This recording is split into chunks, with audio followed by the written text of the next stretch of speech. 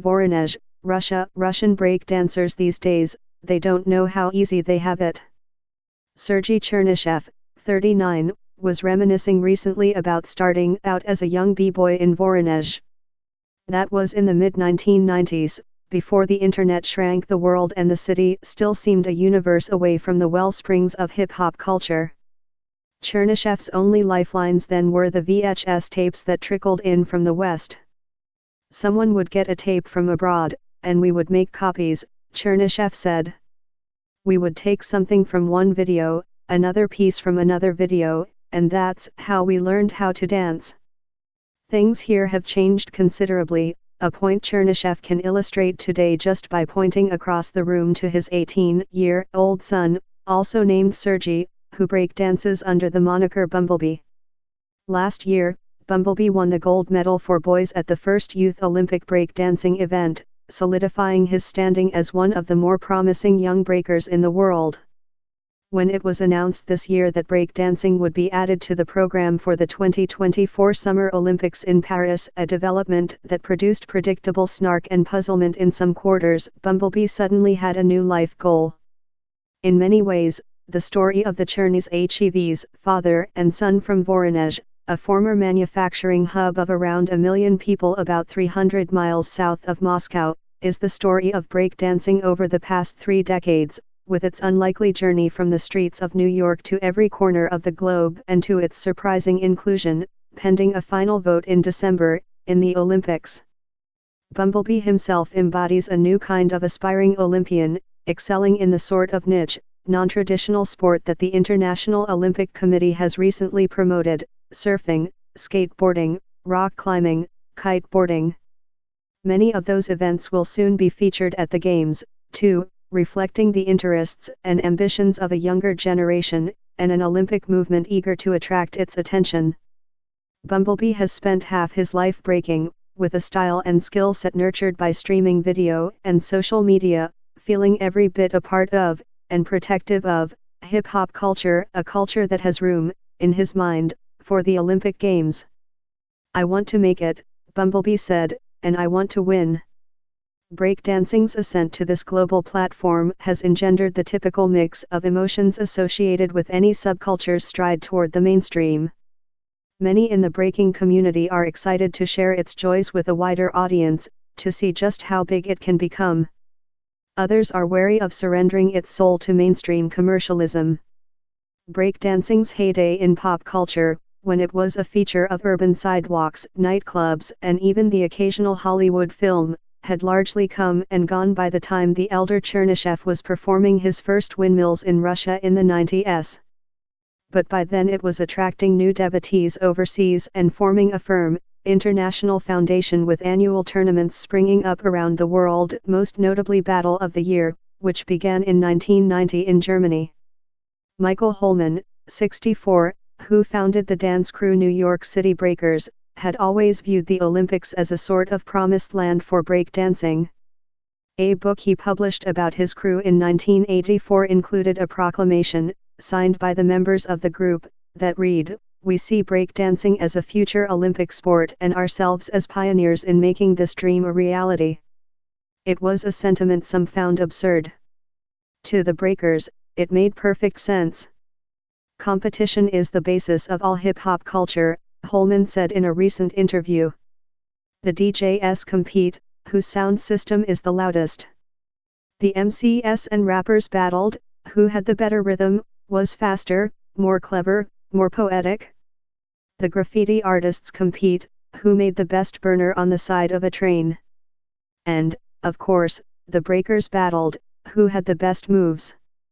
Throughout the 1990s, Sergei Chernyshev organized battles in Voronezh, at dance clubs and at a karate school that had a spare room. In 2009, he opened a school called Infinity Dance Studio. His son, then 9, was among his first students. On a recent morning, a dozen small children wearing baggy t-shirts and tracksuits were scattered around a mirrored room in the studio, cavorting on the floor and spinning on their heads. Bumblebee knelt close by, offering tips. At one point, Konstantin Dusnyi, 24, a teacher who had been guiding the children through different maneuvers, cut out the music. "Who wants to battle?" he said. The children all ran forward with their little hands raised.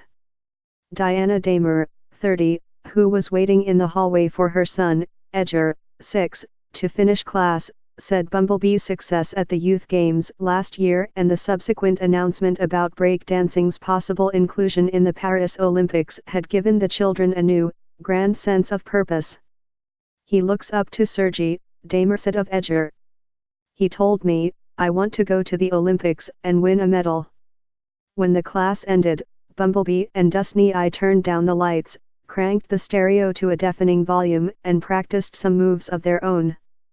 "People think Russians can't make good music," Bumblebee said as he queued up a track by the Russian rapper Big Baby Tape, "but that's just a stereotype." Bumblebee was nursing a sore hand, but his athleticism and blossoming swagger were evident. In many ways, he seemed a typical teenager, one who can walk and talk and shoot off a stream of text messages from his phone at the same time. But he could also sound like a grizzled professional. "I don't understand parents," he said at one point, referring to the low turnout of students over the holiday weekend. "When I was these kids' age, I was here every day, for 6 hours, alone, all summer." He continues to dance for hours every day. But now he supplements those sessions with workouts in the gym and swimming in a pool. He goes to bed early, wakes up early and avoids sweets. In important ways, it is a disciplined lifestyle, as demanding as that of any other serious young athlete or aspiring Olympian. Still, Bumblebee said repeatedly that breakdancing was not a sport but an art form. "Sure, it required physical strength and coordination," he said, "but it required much more than that, too. It's about feeling, and without this feeling, without this sense of art, you can't do anything," he said. "And you can't get that feeling if you're not part of the culture, if you're just doing the moves." Many in the breakdance community, Bumblebee included, therefore held their breath as the Youth Games competition began last year in Buenos Aires. Was the IOC equipped to handle hip-hop? Would it be a cringe-inducing debacle? By most accounts, it was a success. The World Dance Sport Federation, which generally oversees ballroom dancing competitions and had no previous involvement with breakdancing before taking the mantle as its governing body, calmed many doubters by leaning heavily on established personalities within the breaking community for help. "They were listening to everything we had to say," said Niels Robitzky, 50, a longtime b-boy from Germany known as Storm, who helped develop the one-on-one, battle-oriented scoring system for the Youth Games. Robitzky expressed some indifference about the developments, saying the Olympics need breaking more than we need the Olympics. But he also argued that the Games, as big as they are, would not change breaking culture. He looked back positively on the communal aspects of the Youth Olympics. He said international b-boys and b-girls were meeting up all around the grounds in Buenos Aires, not just during the competition itself, to share ideas and laughs in a symposium-type atmosphere. "The vibes were amazing," Robitzky said. "If you look at the Olympic ideal, that's what it's all about. And with us, with our hip-hop philosophy, it fits perfectly into that." He warned that no one actually knew how things would look in Paris 5 years from now. But he said there was early reason to be optimistic. Bumblebee has taken a similar approach to his own development. In the family's apartment, where his gold medal sits on a shelf in the living room, his mother, Oksana, 38, said she hoped her son would keep working to have a chance to represent Russia in Paris. "From when he was 1, he watched his father training," she said, "so he was always around it, always close to it." That afternoon, Bumblebee dug up an old videotape that showed his father dancing with his friends.